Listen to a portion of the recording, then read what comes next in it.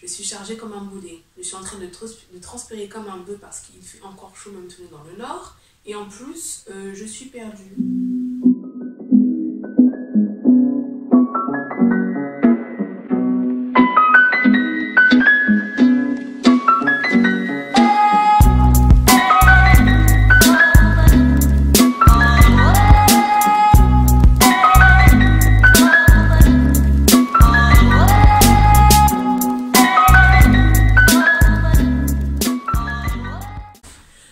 Bonjour à tous et bienvenue sur la chaîne YouTube d'Atelier 316 Habiter l'intérieur et vivre l'extérieur.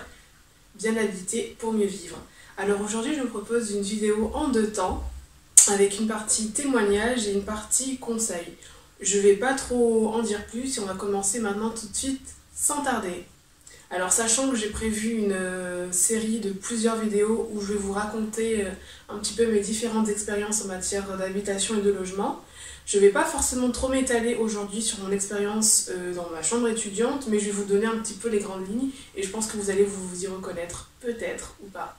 Donc c'était un 31 août ou un 1er septembre ou 2 septembre 2015, je ne sais plus. J'arrive de Nice pour atterrir dans le nord, près de Lille et plus exactement à Mons-en-Barœul, arrêt Fort de Mons pour ceux qui connaissent. C'est donc chargé comme un bolet, 30 kg sur le dos, 30 kg dans le bras gauche et 30 kg dans le bras droit, que j'arrive et que je débarque à cette station de métro et là je me dis mince, par où est-ce que je vais? Car en fait j'atterris sur un espèce de grand rond-point avec plusieurs directions. Moi je pensais que j'allais sortir du métro et trouver une seule rue, mais en fait moi il y a plusieurs rues et je me dis je suis chargée comme un boulet. Je suis en train de transpirer comme un bœuf parce qu'il fait encore chaud maintenant dans le nord et en plus je suis perdue. Mais heureusement ça va, c'est tout droit. Je vois la résidence universitaire, j'avance, de toute façon je suis un petit peu les étudiants qui semblent se diriger dans la même direction que moi. J'arrive dans la résidence universitaire, je suis accueillie par une agente d'accueil, d'ailleurs dédicace à toi Émilie, si jamais tu tombes sur cette vidéo. Et donc je vais pour faire la visite en même temps l'aménagement de la chambre, car oui, je vous le précise, j'ai réservé cette chambre universitaire sans ne l'avoir jamais vue, donc je l'ai réservée, je l'ai payée en me lançant dans l'aventure comme ça, sans savoir ce qui m'attendait. Et de toute façon, je n'avais pas trop le choix, car c'était le seul logement qui m'avait accepté. Et comme l'été, je n'avais pas pu travailler, et ben j'étais un petit peu fauchée, donc j'ai pris le premier prix du Crous.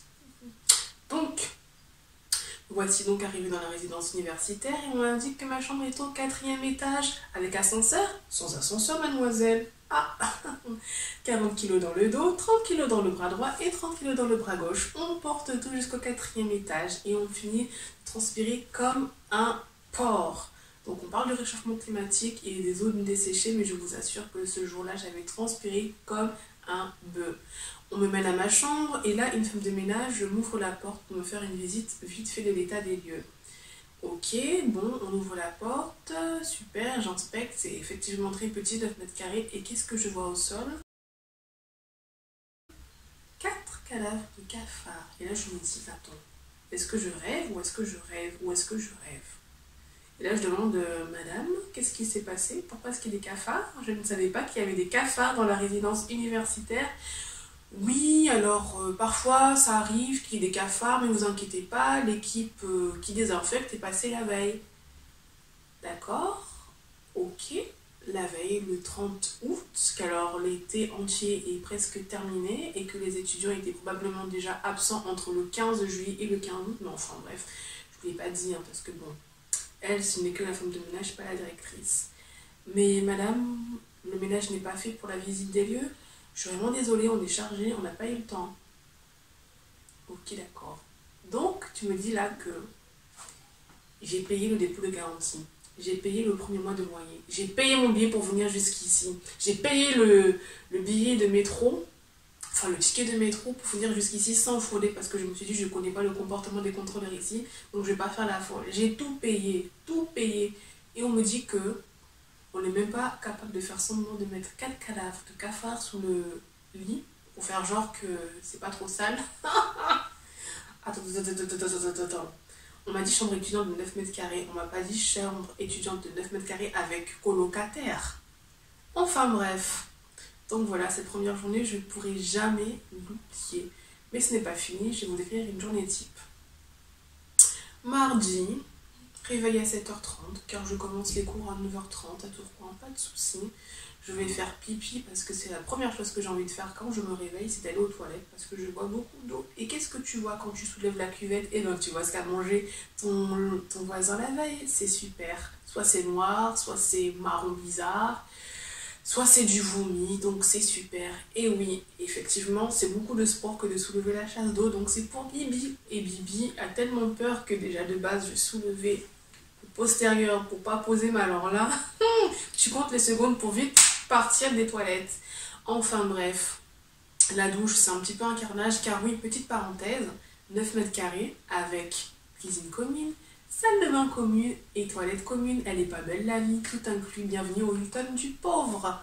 Donc voilà, la salle de bain, bon tu vois que c'est un petit peu la pataugeoire parce que tout le monde a ses tongs sous la douche. Ce que je recommande, ne jamais venir avec les pieds nus dans la douche. Tu ne sais pas qui est passé avant toi, tu ne sais pas, je suis même pas sûre que les femmes de ménage nettoient les douches. Je ne sais pas, donc voilà, si tu veux pas finir avec des corps, champignons, tu moisis sur tes pieds, il faut venir les pieds protégés. Quitte à venir en chaussette même si tu n'as rien, ou même à ne pas te laver et à d'abord aller acheter une paire de tongs à Gémeaux, je ne sais où. Moi je sais que le premier jour, quand je suis arrivée, je n'avais pas prévu tout ça, donc je me suis dit je vais pas me laver, je vais pas risquer mes pieds. Je vais pas risquer mes pieds et mettre mes pieds là-dedans. En plus c'était le week-end, donc ça veut dire le week-end les femmes de ménage ne passent pas, donc là c'est mort. Voilà, donc la journée typique, donc tu vois que c'est la pataugeoire, bon. 8h, 9h, tu descends les escaliers, tu croises des femmes de ménage, tu te dis yes, elles vont faire le ménage dans le couloir et dans la cuisine et dans la salle de bain et dans les toilettes. Et tu reviens le soir vers 17h30, et bien tu te rends compte que non, la cuisine n'est pas faite. Et toi qui pensais faire ta cuisine tranquillement, et bien c'est foutu, c'est-à-dire que tu vas devoir faire l'équilibriste. Et oui, pour faire la vaisselle, je suis devenue une jongleuse équilibriste funambule des ustensiles de cuisine comme tu veux. C'est-à-dire que j'ai développé des techniques de dextérité pour poser l'assiette, pour pas qu'elle touche l'évacuation de l'évier qui était crade, et de mettre, voilà, vraiment faire avec peu d'espace propre, empiler toute ma vaisselle et faire ma vaisselle. Ah oui. Parlons de la cuisine. Si tu as un jour de chance, si vraiment c'est un jour où Dieu a décidé de te bénir, tu vas avoir les 4 plaques qui vont marcher. Les 4 plaques nettoyées, c'est-à-dire sans gras et sans brûlure autour.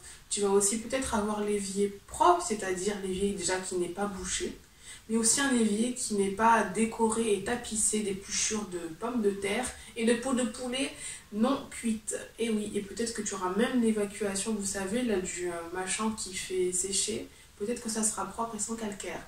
Si tu es un jour béni. Si tu n'es pas béni, tu n'as qu'à pleurer seulement, c'est tout.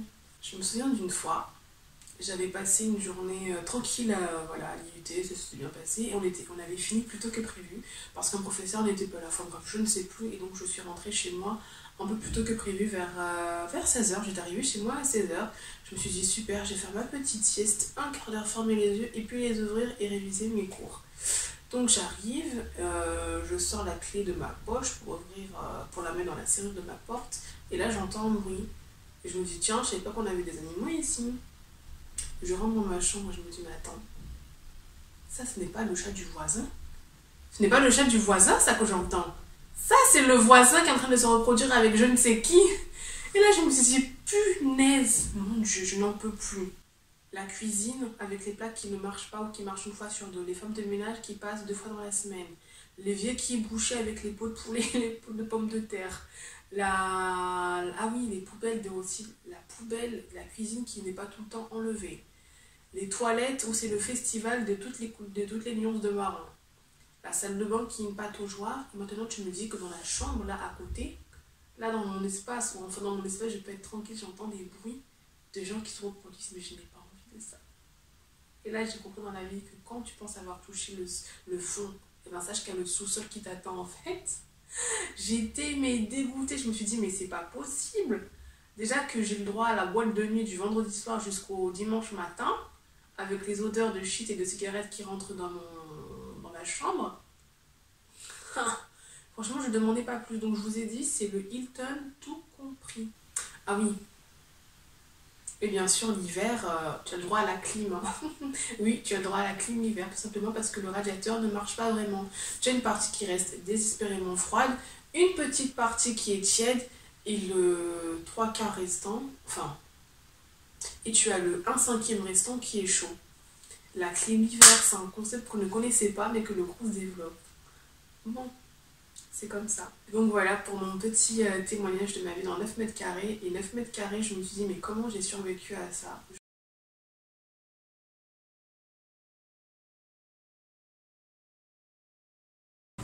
Premier conseil, le plus simple, le moins cher, pour pas dire gratuit, et vraiment facile à mettre en place. Tes mains, tu vas utiliser pour aérer ta pièce, ta chambre. Donc voilà, moi je recommande d'aérer au minimum une fois par jour. Moi je le faisais en particulier le matin en fait quand je me réveille.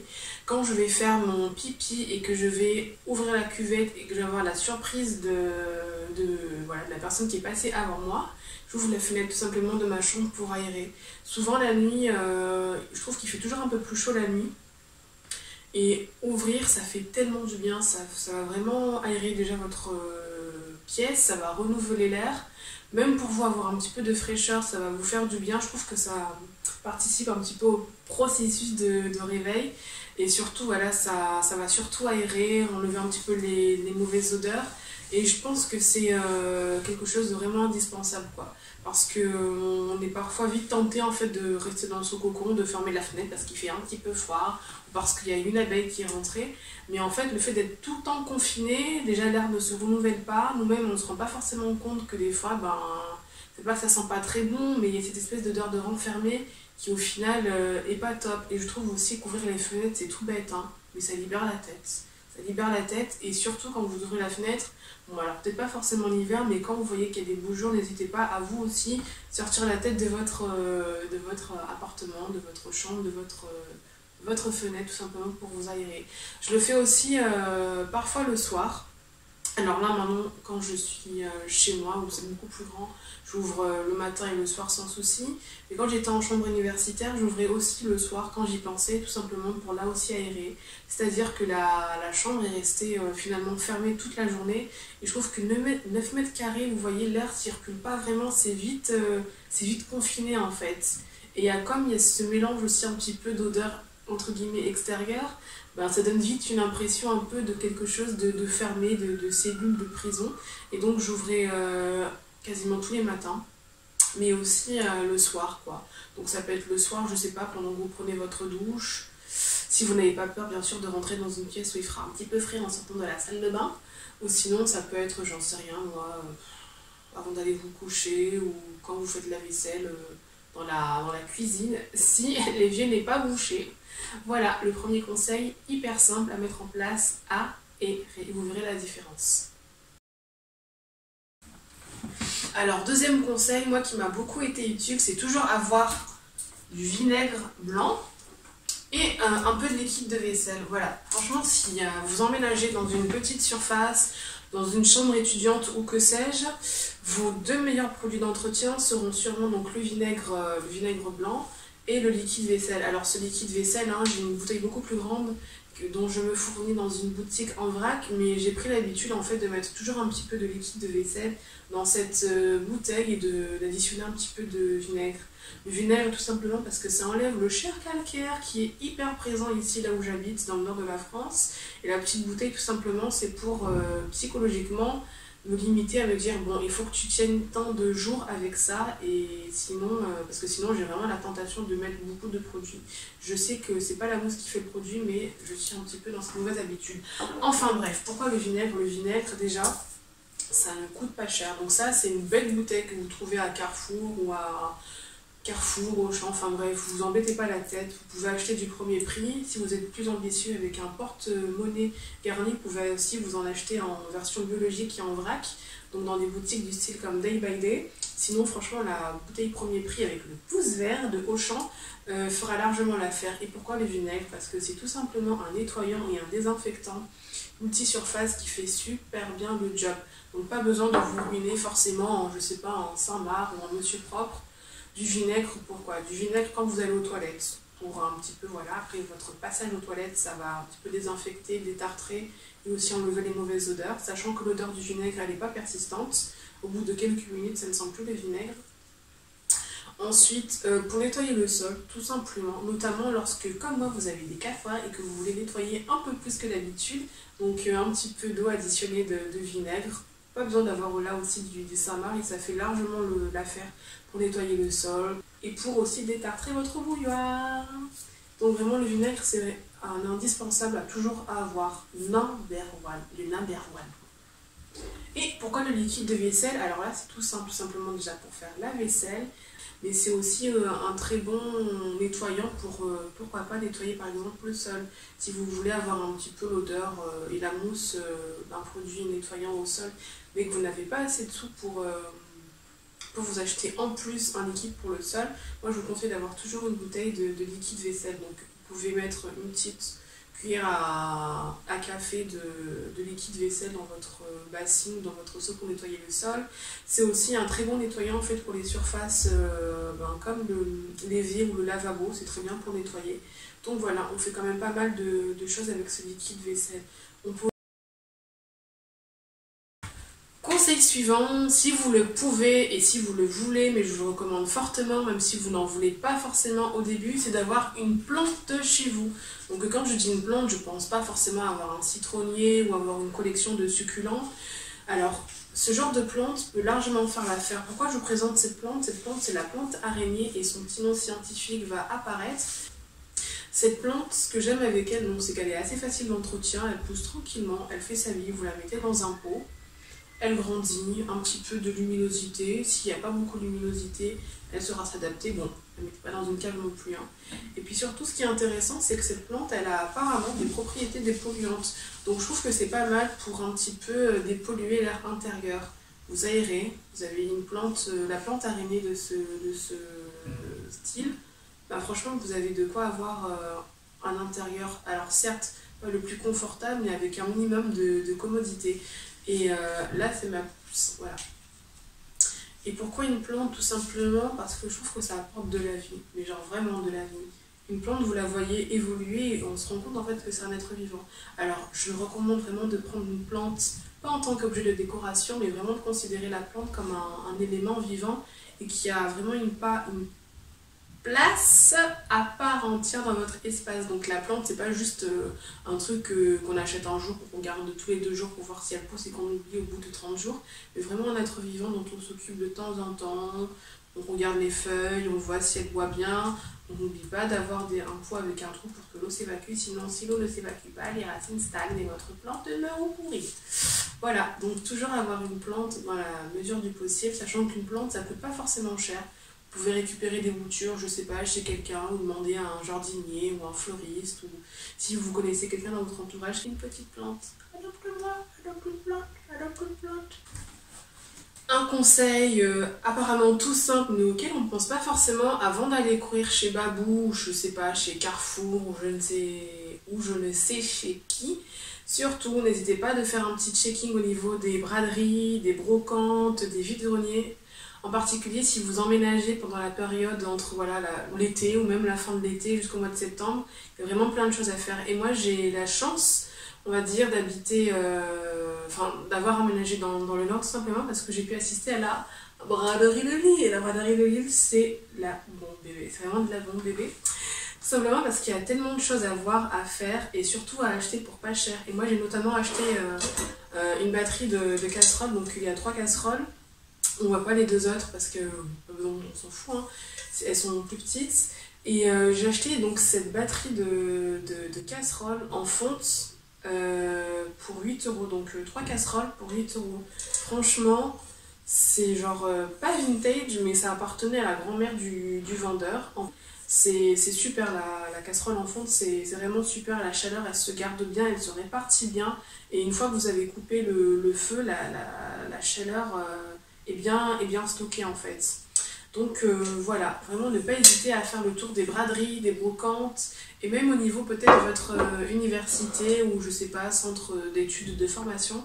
Ils ont peut-être mis en place un système de le bon coin entre guillemets, dans le sens où j'ai vu que certaines universités, comme l'université de Lille en fait, ou la Cato de Lille, je ne sais plus, récupère tout simplement le mobilier qui n'est plus utilisé et le revend pas cher aux étudiants. Donc vous pouvez acheter, je sais rien moi, un bureau qui a servi comme étant bureau pour un professeur pour 10-15 euros. Donc franchement c'est un bon plan à faire.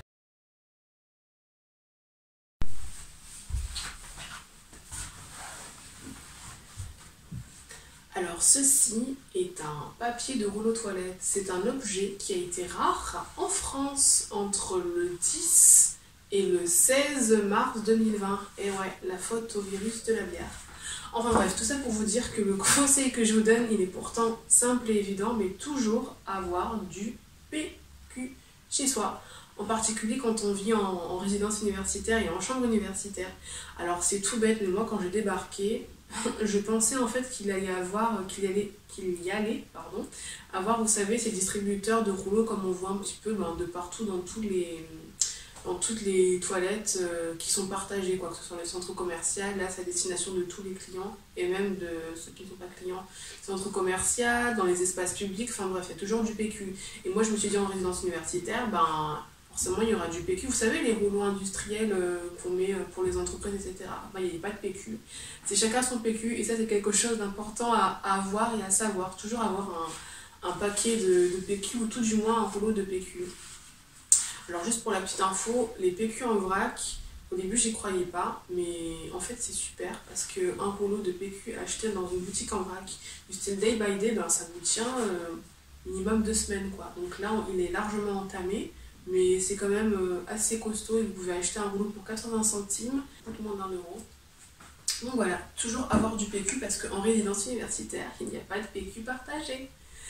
Et si jamais un jour vous êtes vraiment fauché et que vous n'avez vraiment pas de PQ et que vous ne savez pas comment faire, eh bien un petit conseil, vous descendez de chez vous, vous prenez le métro, le transport en commun, enfin bref, vous prenez un transport en commun, vous vous arrêtez à une station qui est beaucoup fréquentée en fait, une station beaucoup fréquentée. Pourquoi une station beaucoup fréquentée?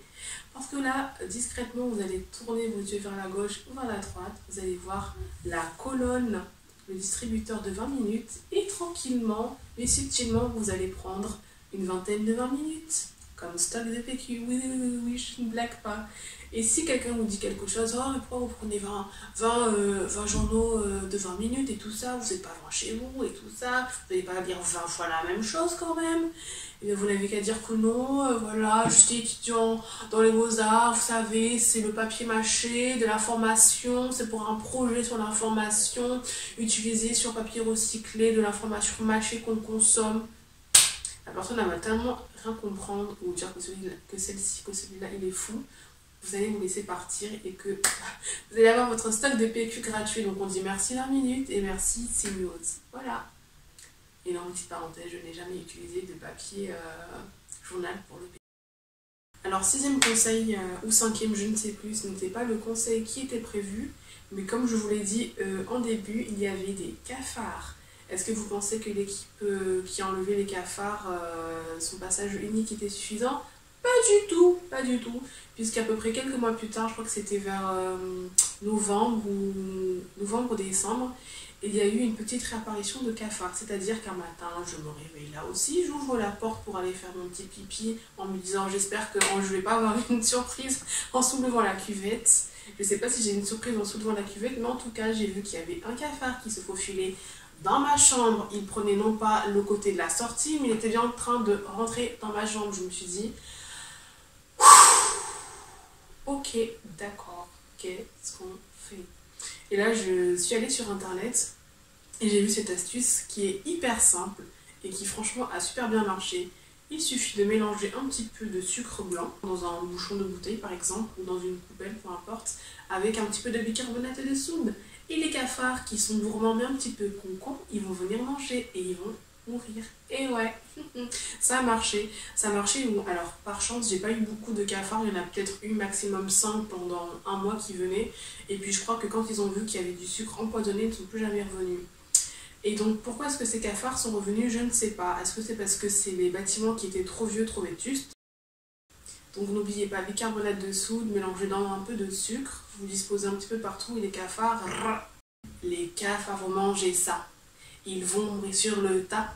N'appelez pas la SPA car je vais balancer tout ça. Et oui, alors je dis ça tout simplement, voilà, c'est pour les personnes qui vont commencer à me dire mais oui, c'est la vie, c'est des insectes et tout ça machin, faut pas les tuer, c'est des créatures. Moi, je vous dis, je refuse des colonies de cafards chez moi, je refuse des colonies d'araignées, je refuse des colonies de fourmis, je refuse des colonies de punaises de lit, je refuse les colonies de tuques et de moustiques. Donc franchement, si je vois qu'il y a des nuisibles un petit peu trop présents chez moi, soit ils prennent la porte, soit je les fais sortir. Et si je les fais sortir, ça va être un petit peu... Et voilà, c'est la fin. N'hésitez pas à liker, à partager, à commenter. Je serais vraiment intéressée de connaître vos témoignages éventuellement. Et je vous dis à très vite pour une prochaine vidéo sur Atelier 316. Shalom!